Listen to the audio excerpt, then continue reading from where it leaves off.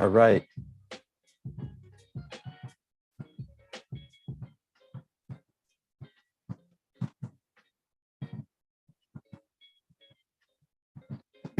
Guess I don't need those anymore. Excellent. Okay. I'm checking right now on my audio. Guys, this is a first. Never done it like this before.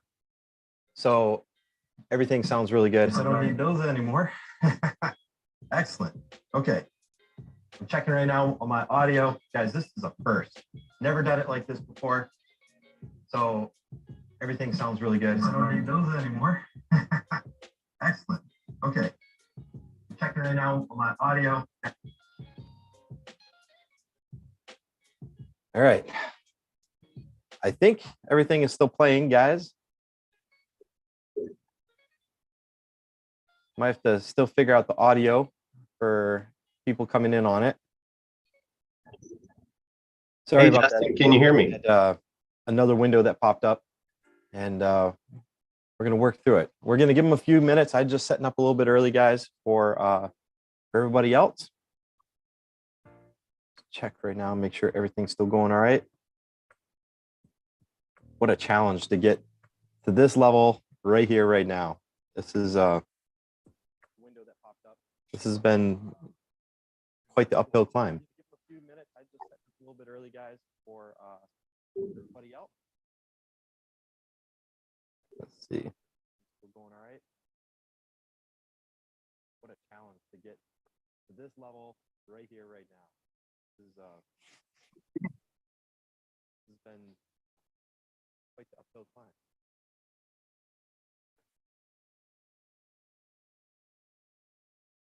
Hey, Justin, can you hear me?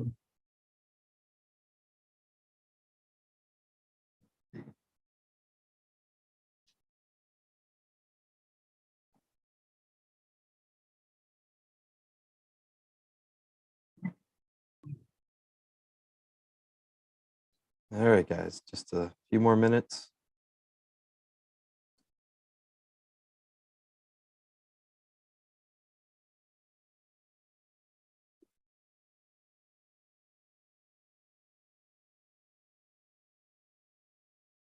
Hopefully this works out, guys, because this is kind of the format that I would like to do it in the future. And this is also a test because I have 3 different cameras, multiple sources of audio, and we got a lot of stuff kind of going on here. Justin, can you hear me? And it's going to be really tough for me to QC this broadcast. So, guys, I would appreciate if people that are watching this, if they go ahead and chat with me and tell me what they're experiencing, if the audio is okay or whatnot. I can hear you great. Can you hear me? Oh, just one second. Let's do this. Yep, can hear you. Can you hear me? Yeah, Tim, I got you. All right. There. I got you. Hold on, guys. I'm eating lunch. All right, here, let me just adjust the volumes a little bit.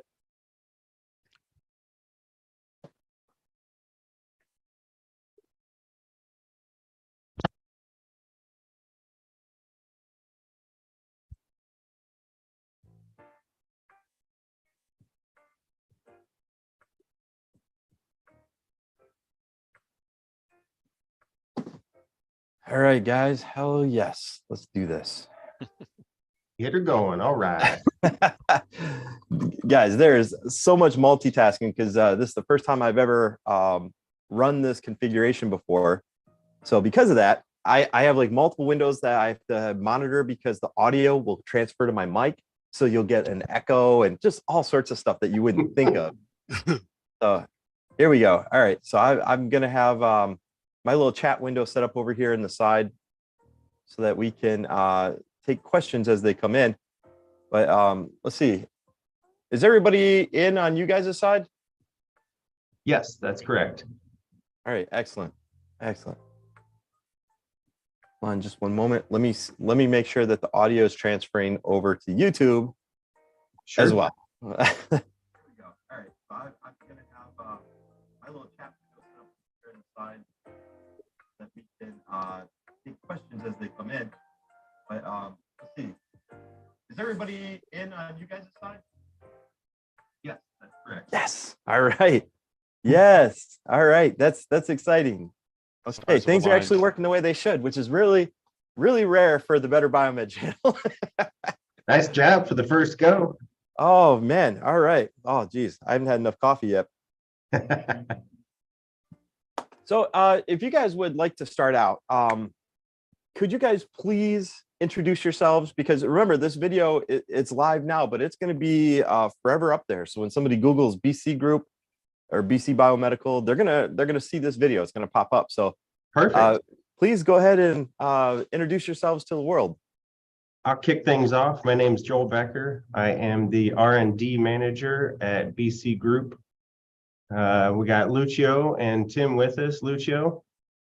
I'm the engineering manager, so I'm in charge of making sure these products get updated when parts go obsolete, and make sure we can continue manufacturing product and all of that. And last but not least, we got Tim. All right, Tim Welby, and I head up the sales and marketing efforts for BC Group. Right, guys. Well, Tim is probably the one that most people would recognize because going to the shows and whatnot. And that's why it's a we rare let Tim opportunity to be able to speak with all of you guys and actually cover some of these products. So first off, there is people hear me talk about BC Group and then BC Biomedical. They're technically like two different companies, correct?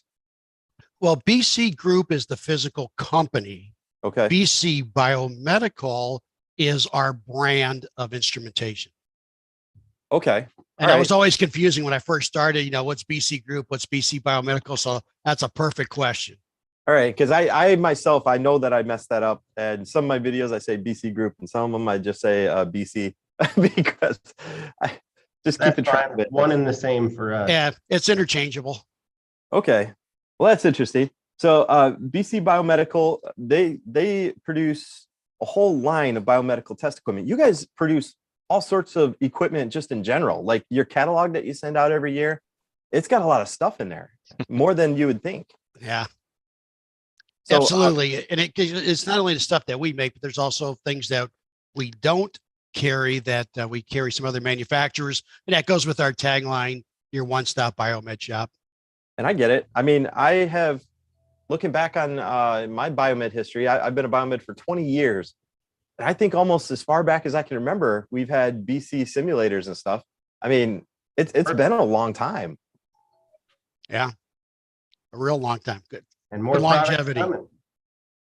Well, so let's talk about your existing product line for biomeds.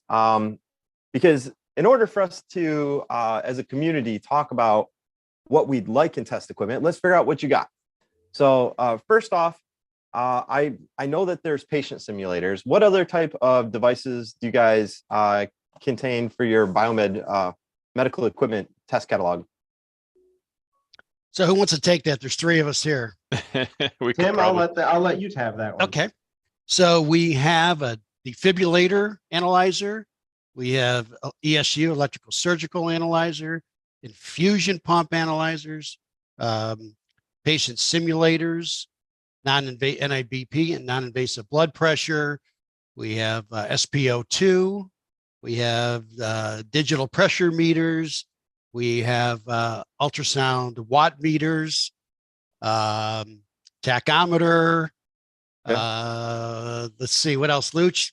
Ultrasound leakage testers, Ultrasound leakage tester, the ULT. safety analyzers. Safety analyzer. And yeah, Justin, I think you recently had your hands on our latest SA2600 touchscreen safety analyzer. Absolutely. And, I kind of hinted around that video about maybe some additions and other things that you guys are doing to that analyzer. And I remember seeing a while ago a prototype. It was like a 3D printed carry sleeve that y'all had for it.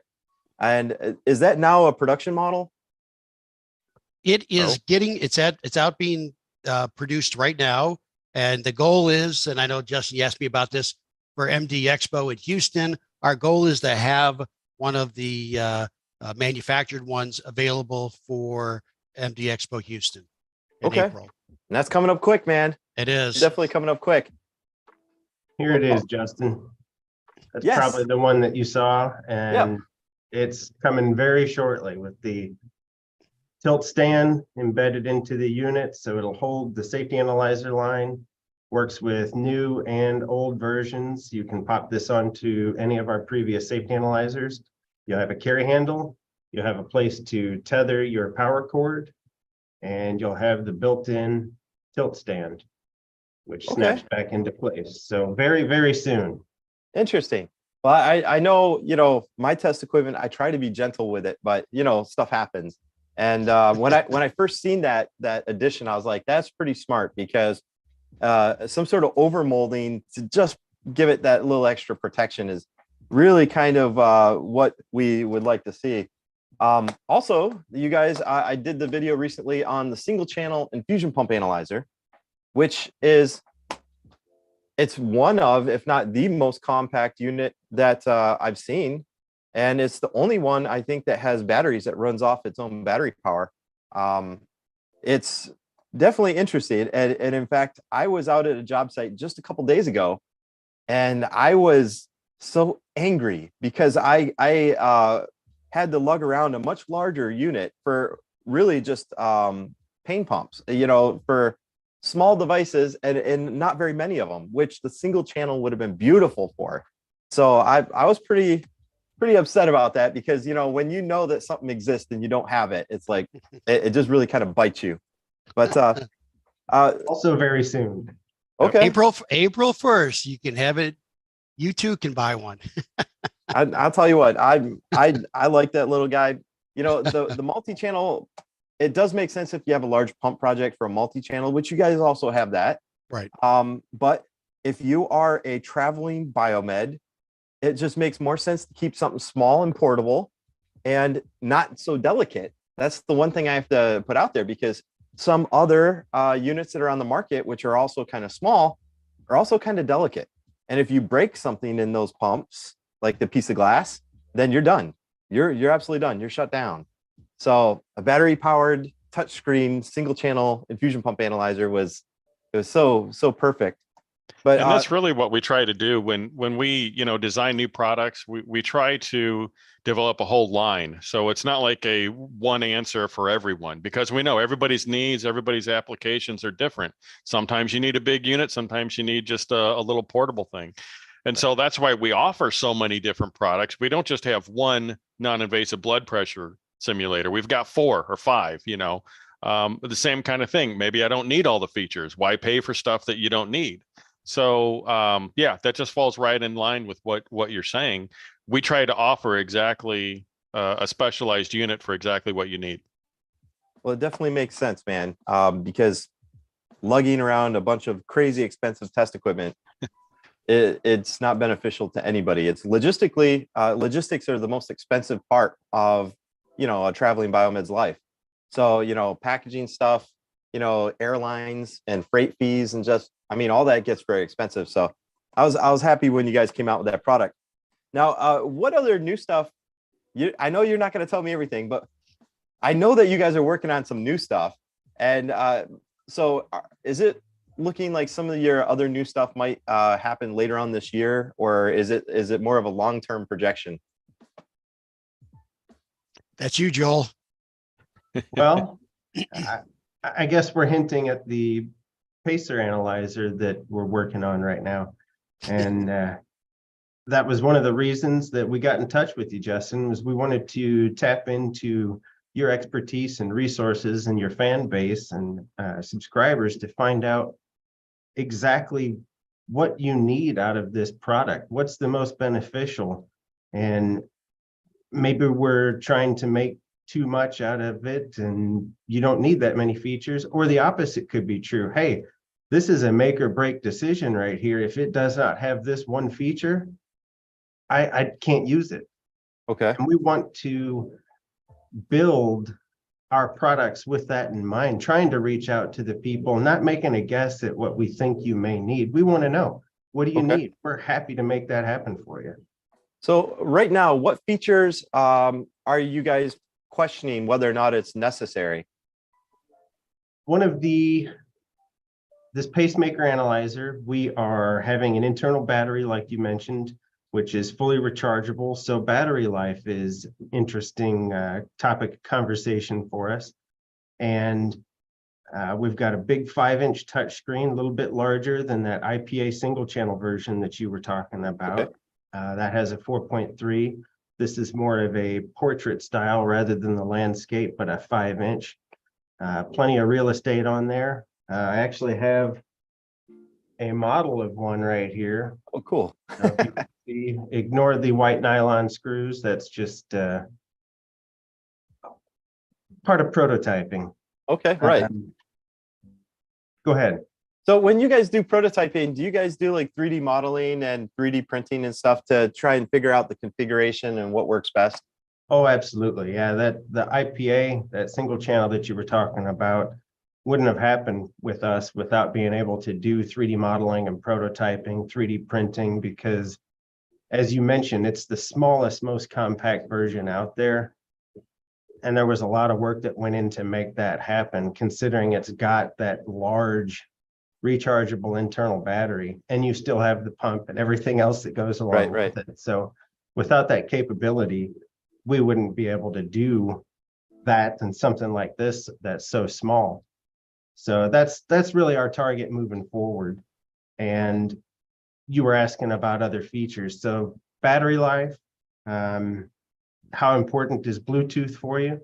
And what type of features do you want out of Bluetooth? The touchscreen, is that important? Would you rather have just a couple of buttons? The auto sequences built in, we've got a lot of products that already have auto sequences in it. And the current drain test was really the primary reason that I contacted you, because I was curious, how important is that current drain test feature in this pacer analyzer? And if it's a must-have, is a fixed load sufficient? Is it needing to be a variable load? Keeping in mind that that significantly affects the size of the unit. Right. Or would it simply be, that'd be a nice accessory to the product that I could tag along if I need, if it had a single plug that went in and it was an external portion of it? Or does your multimeter that you carry with you all the time, does that suffice? Do you even need that in the unit?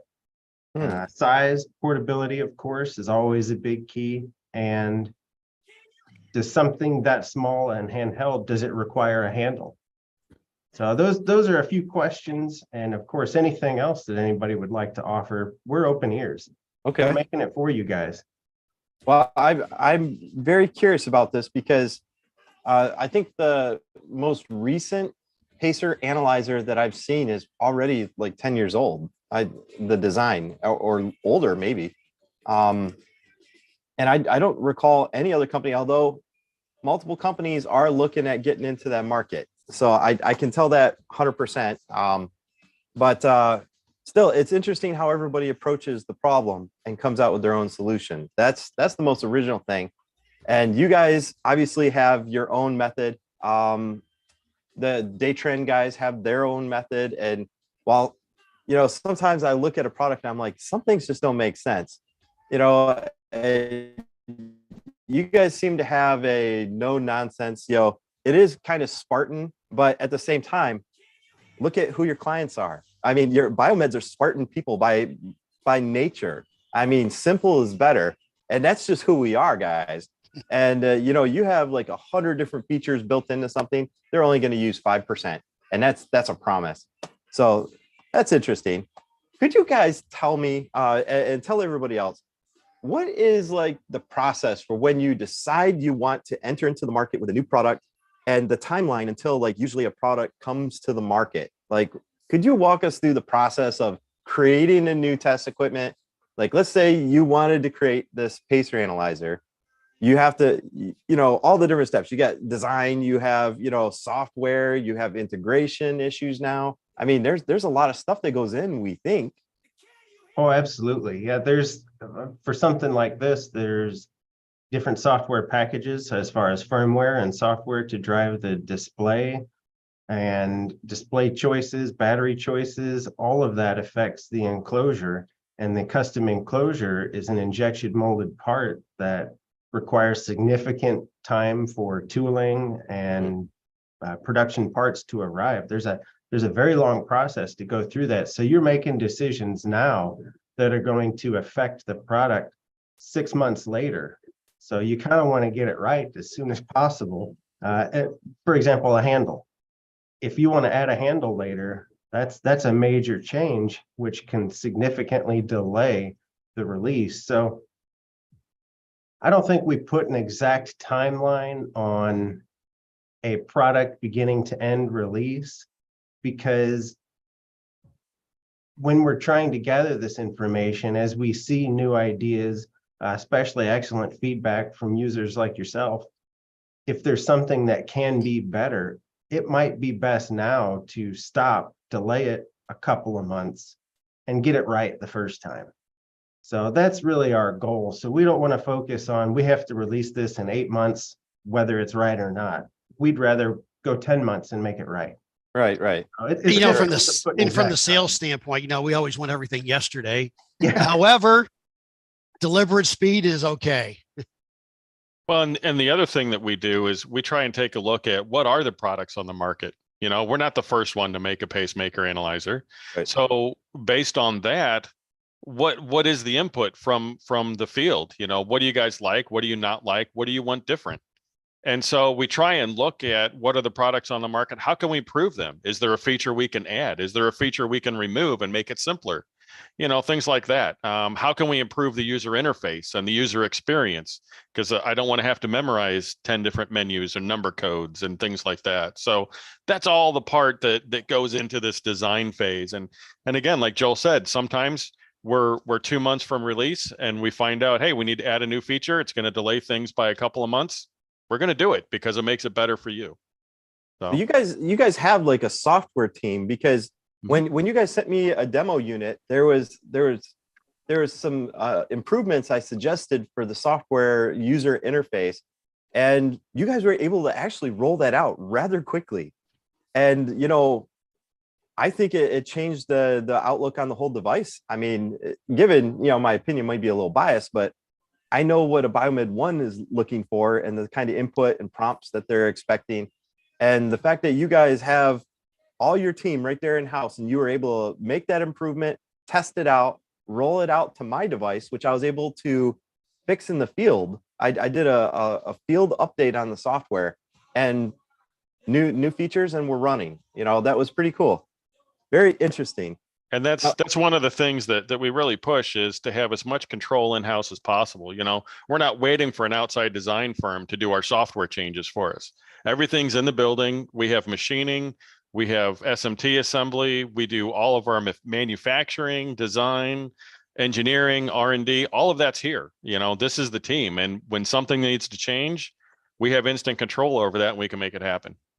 So. Yeah, and that was critical during the supply chain challenges that everybody had.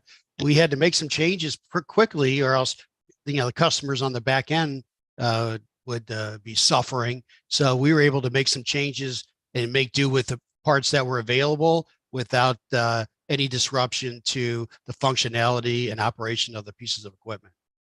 Right. Well, guys, I haven't done a video yet on your Bluetooth. I mean, you guys talked about Bluetooth earlier. You have your own ecosystem that operates on Bluetooth, right? Like your devices can integrate. What's that software system called? And can you talk to us about like the pricing for it and whatnot? So maybe I'll take that one. The software is called MyBC Mobile. Actually, I was just doing a video right before this one, a demonstration of using MyBC Mobile with the IPA 3100. Again, with that, what we're trying to do now is, as we release new products, we're trying to do videos along with them for how to use them, including MyBC Mobile. And so we've developed this software that can communicate with all of our devices. And we're starting to integrate Bluetooth built in to new devices as we redesign them and maintain them. But what you'll see is that new devices have built-in Bluetooth, and existing devices in the field, such as an NIBP or a defib analyzer. We've been making those for years. You don't have to replace it just to get Bluetooth. So we've made a series of Bluetooth links that are external that convert the RS-232 port that's already on the unit, converts it into Bluetooth, and now you can add Bluetooth to your existing product. But the whole idea is the roadmap for this is we're integrating communications with all of our test equipment, so you can run the test on your mobile device.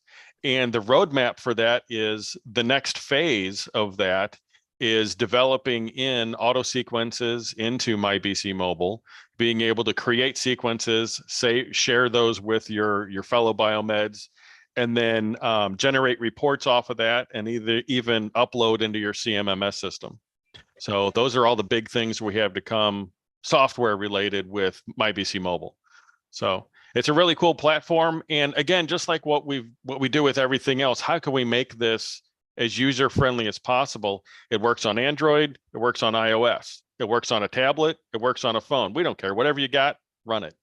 Nice. So, yeah, and the other part about pricing. So on the for the Bluetooth adapters, they're under $100, $99, and that's a lot less expensive to adapt to Bluetooth versus having to change your whole fleet out at one time, because that gets pretty expensive. So Right. over time, as you do swap out and get new equipment, then the new equipment will probably have Bluetooth built into it. So it's kind of a stopgap, so that for any type, I'll call them legacy pieces of equipment, that they could go Bluetooth without being replaced. And what about licensing for the app? Do you guys have an annual license fee or anything for that? nope, It's free app. Yep. Interesting. Free.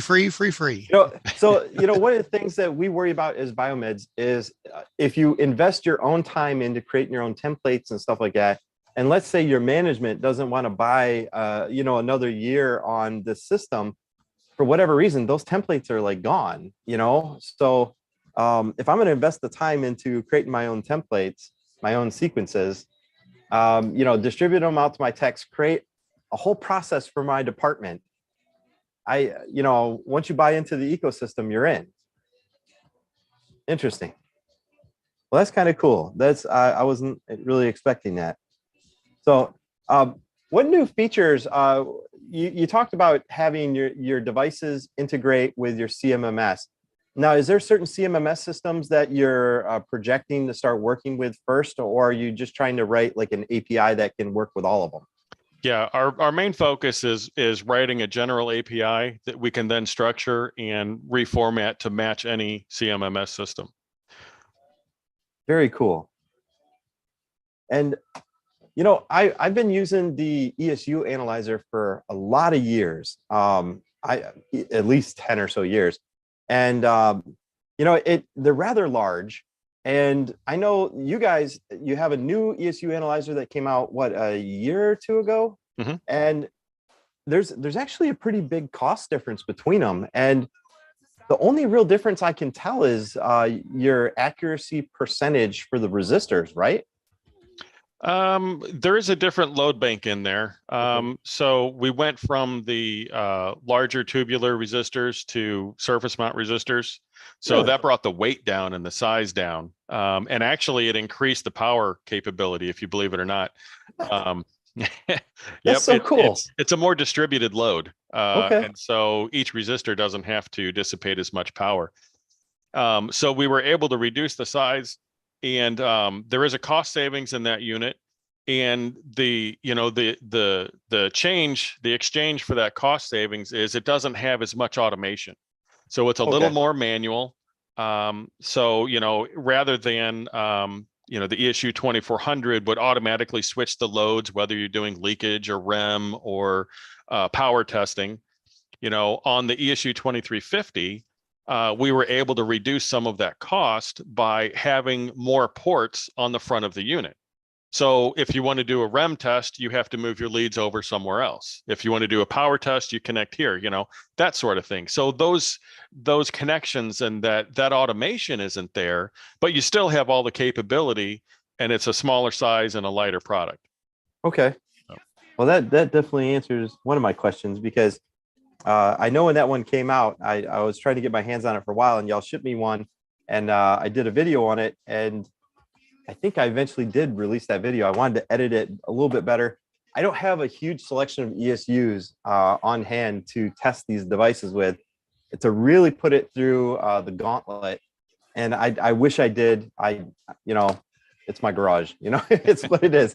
But guys, I in the future, I want to do maybe some revisits on some of this, because I love the automation features of it. I mean, like I said, if I create templates on the software so that, you know, this is my standard, this is how I want my devices tested, and then we set that up so that, you know, all my biomeds that are on my team, this is how they're going to run it, you know, through the app. They pull the data. What do you guys think as far as like the future of biomed? I know that like for the last 10, 15 years, like the Medi tester and stuff, it used to be able to like, you know, close work orders and stuff. But what do you guys think about the future for test equipment? Yeah, and you know, you mentioned work orders and CMMS systems. That is definitely the future. You know, the future is getting more mobility. You know, my BC Mobile, we're pushing into that platform, and then with the idea of you're not just providing a test interface, you're providing a test sequence, right? So the biomed doesn't have to go look up their service manual. They don't have to, you know, am I following the procedure correctly? You're guided step by step through the test and exactly what you need disconnected to do to perform your testing.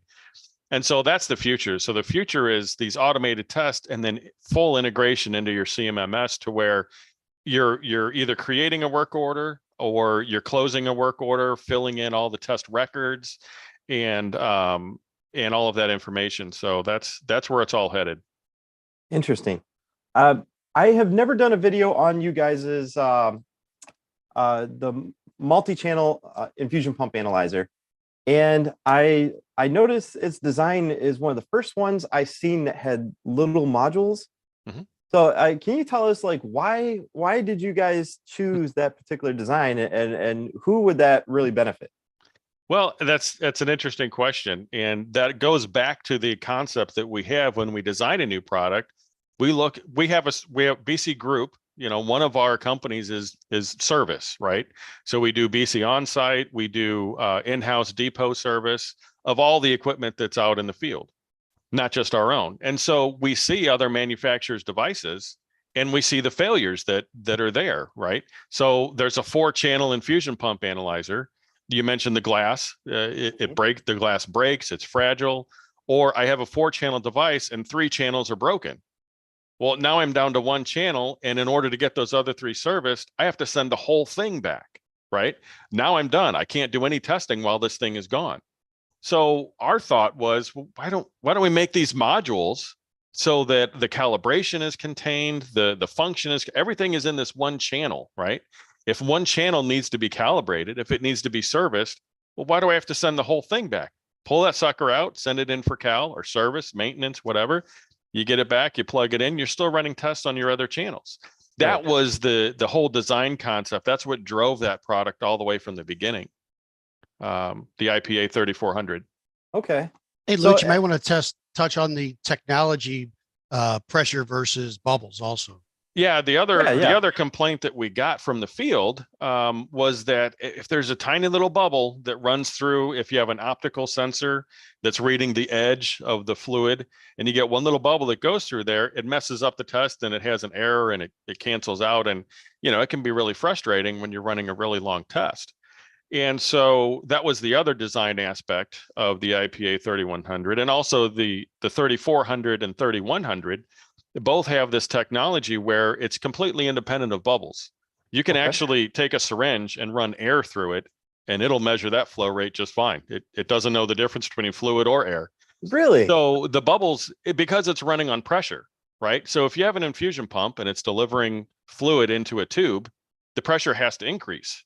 It's just physics, right? So if that pressure increases and we dispense fluid, now the pressure is going to decrease. So all we do is we dispense fluid at a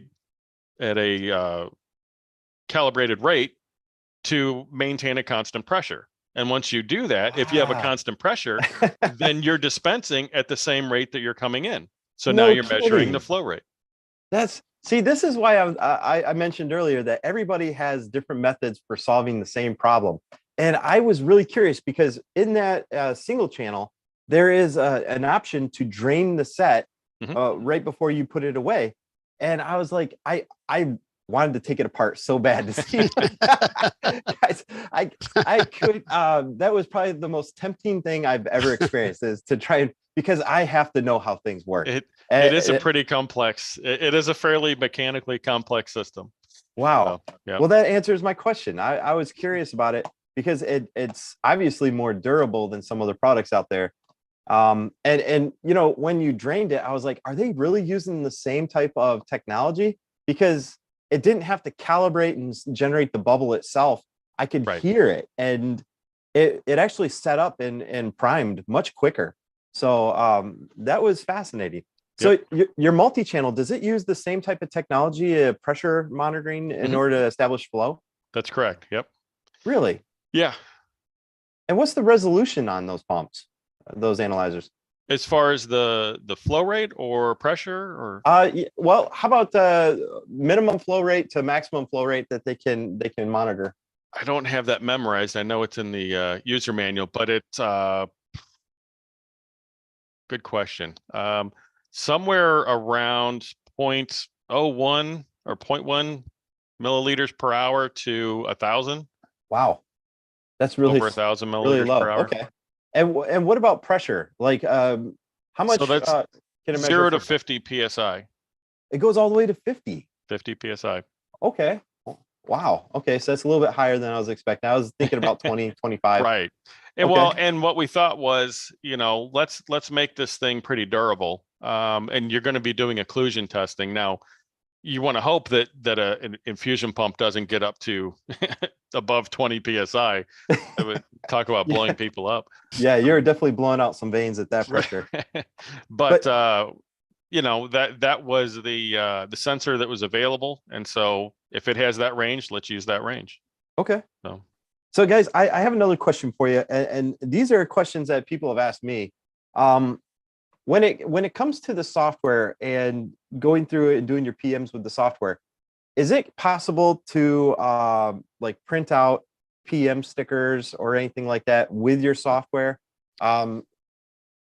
That's an interesting question. That is something that we are looking into currently for my BC Mobile. With that in mind, we actually have a couple of printers in house that we're testing with right now. So yes, it's coming. It currently doesn't do that, but we will. So. Okay, interesting. Well, you know, that's one of the things that is probably most irritating to me in the field, is having to carry pre-printed PM stickers. I would like to print them as we go, you know, because some of them are 6 months, some of them are 12 month. And if I set that up in my template that it's a, you know, annual PM or, you know, twice a year, then, you know, I'd like to be able to print that out. But cool, just something that you know, I was thinking about. And that's great feedback. That, you know, that's the kind of stuff that we don't think about. You know, as engineers, we design the product, we make sure the product works, we come up with the specifications. Does it meet the specifications? And then we release it into the world, and we don't use it every day, right? Where you guys, you have to use the equipment every day, and you also have to do these other things like printing labels. So that's the feedback that we really need, and that's why we love these kind of meetings where we can find out, how can we help you? You know, what can we do? Printing a label isn't that complicated, you know. Right. So if that's going to help you guys out, absolutely, we're going to put that in the software and make it happen. Yeah, I would think if we were able, when we set up the template, to set the PM interval, and then when the PM's complete, just being able to generate a printable sticker. There was once before I had a battery powered label printer, and I think Pronk uses it with their software suite, but it's a portable battery powered label printer, and it's kind of cool because it fits all in the same sack.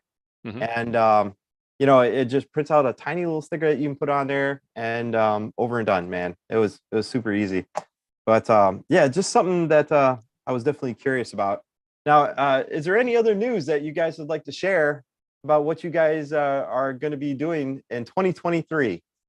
Kind of curious. You guys always, whenever you have a new product or something, I always notice it when I'm walking by the booth, and it's like, man, I wish I would have known ahead of time, because this stuff is the stuff that I really love sharing with people, is products that can actually solve problems, and do so at an economical rate, because right now test equipment is so expensive. It really is. And I know a lot of biomed companies out there that are getting started. They're asking me like, hey, we're looking for a cheaper option for software and for test equipment. And I don't always have the answers for them, because the market's been really high. So what about something like a set for biomeds? Like Pronk has the backpack, where it's you have an electrical safety analyzer, you have all this stuff in like one kit.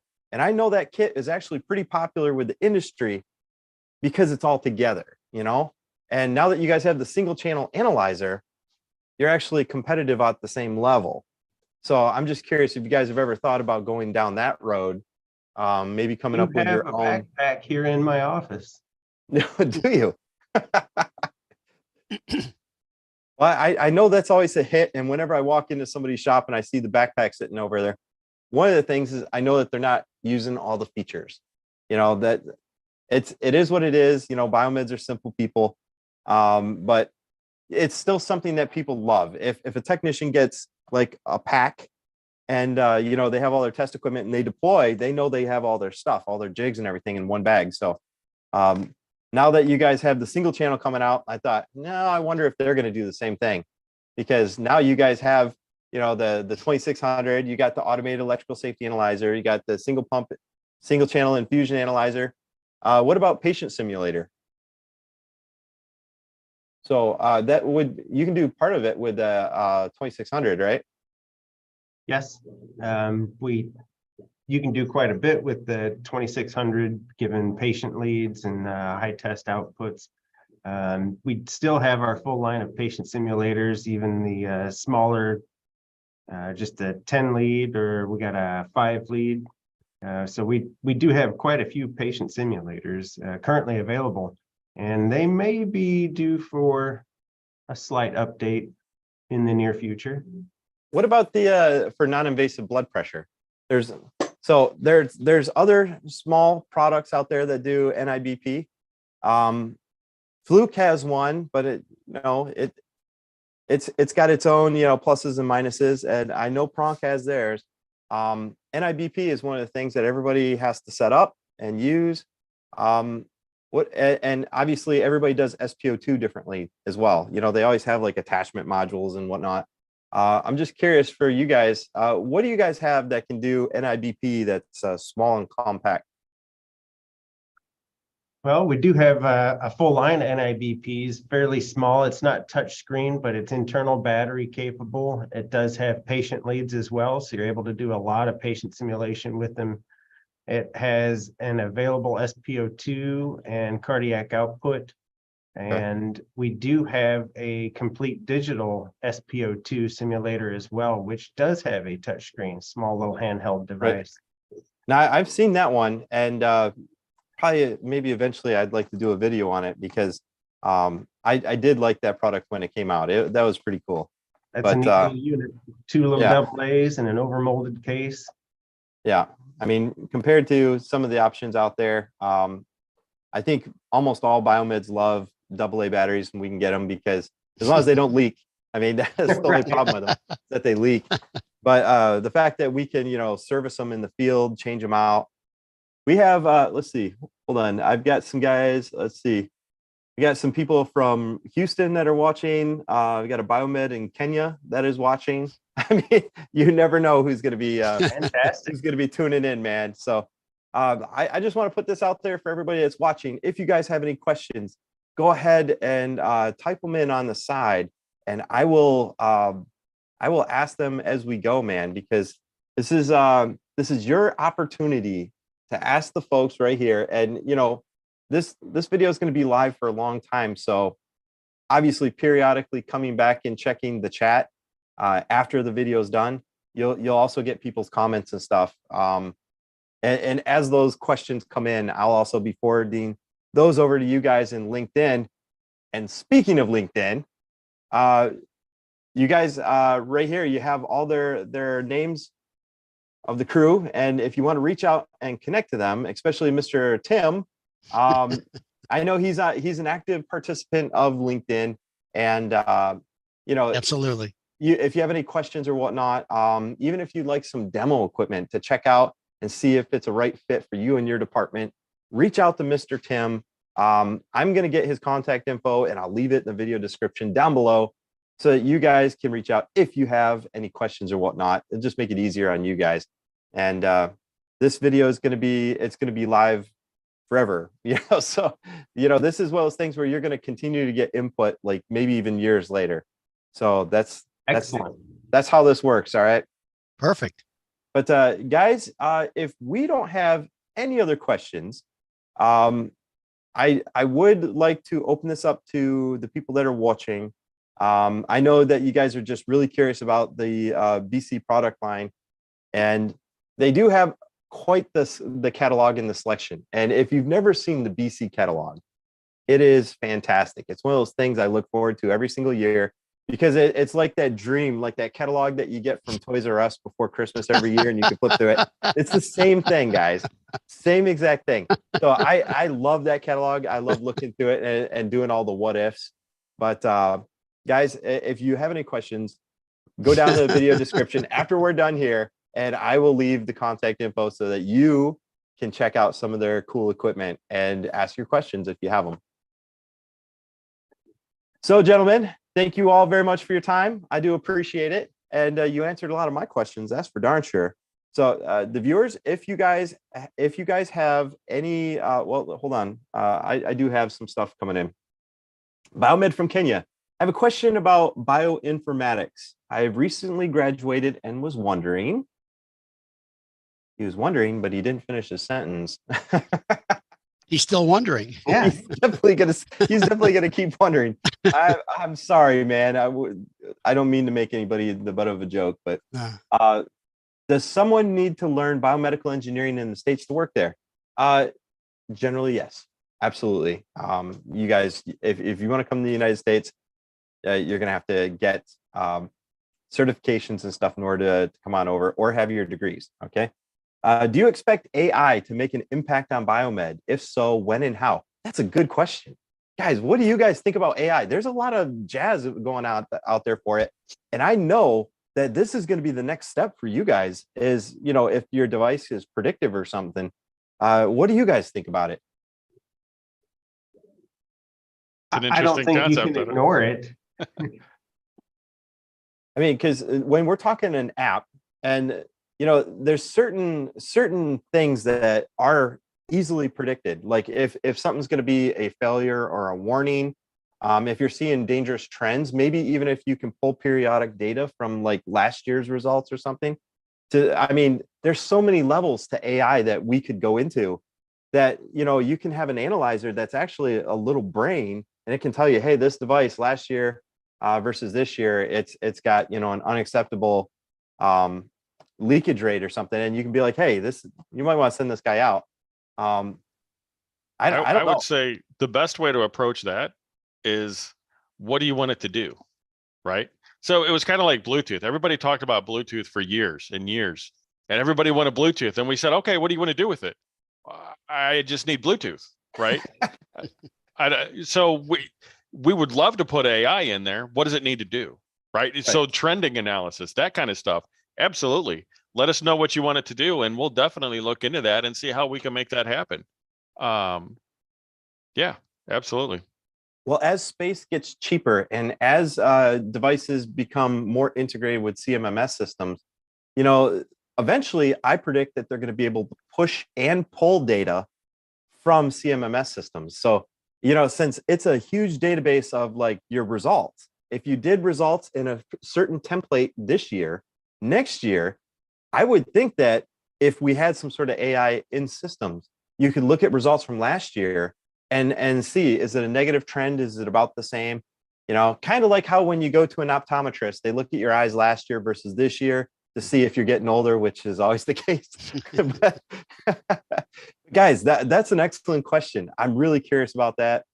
I do believe AI is going to be the future. It's just how are we going to implement it? Not so much that it's a gimmick, but so that it's a tool that's going to actually change the way that we do business. That's when I think it's going to be really realized. Well said. Yes. I have a question here. It says, do you have a distributor in India? That's an interesting question. I believe we do. And here, let me look at something while I'm talking to you guys. The reason I said that is, and on our website, on our BC Group, my BC Group store, we actually list. I don't know why I'm typing this in. I have it. We have.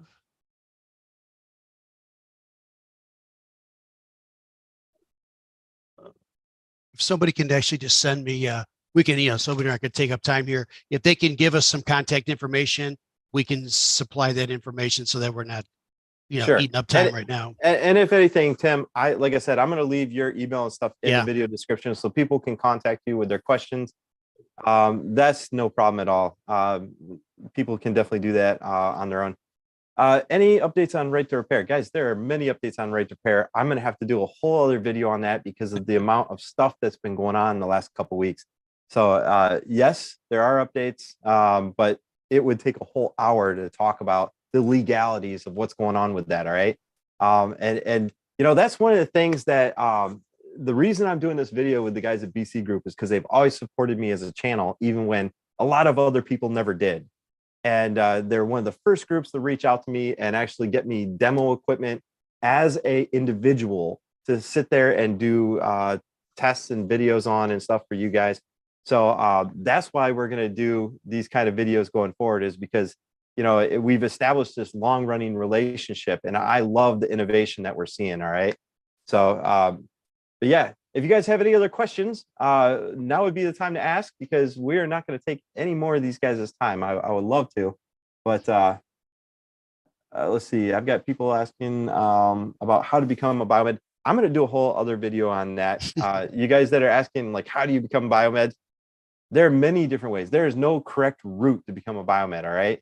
So I'll have to answer that in a whole other video, guys. I know y'all. It's kind of rare that they get a chance to live ask me questions, but some of this stuff requires a lot of planning, and that's one of the reasons why I love having you guys on here, is because when people ask me these questions, I don't always know what to tell them. You know, so as I get questions going forward on my LinkedIn and stuff when we post this, I'm going to forward them over to you guys, and maybe we can do a follow-up video. We can talk about some of the stuff that comes in from the viewers, because I never know what they're going to ask. You know, absolutely. I really don't. So thank you all from BC Group. Appreciate this, man. This is the first time that we're going to do this Zoom live, and going forward into the future, I want to do more videos like this. And if I get enough questions from you guys, maybe we can do a follow-up where I can write them down as I'm doing here, and we can shoot them off in another live stream or something. And especially when you guys have new products, you guys, we gotta hype these products and show people the features of what they can do and stuff. And I think that this is the correct format to do that. I mean, we can reach a lot of people, and then it's also Google searchable, which is the most important thing. Because if somebody says infusion pump analyzer or something, this video is going to pop up. So, but guys, thank you all for your time. I won't take up any more. Look in the video description, guys, if you want to contact him, or if you have questions for the design team, go ahead and write it down below, and we will make sure that that information gets to who it needs to go to. Okay. We're here. All right, everybody. Thanks for watching. Hey, Justin, thank you. You've been a fantastic resource. Thanks, everyone, All right, for take care. participating in this. And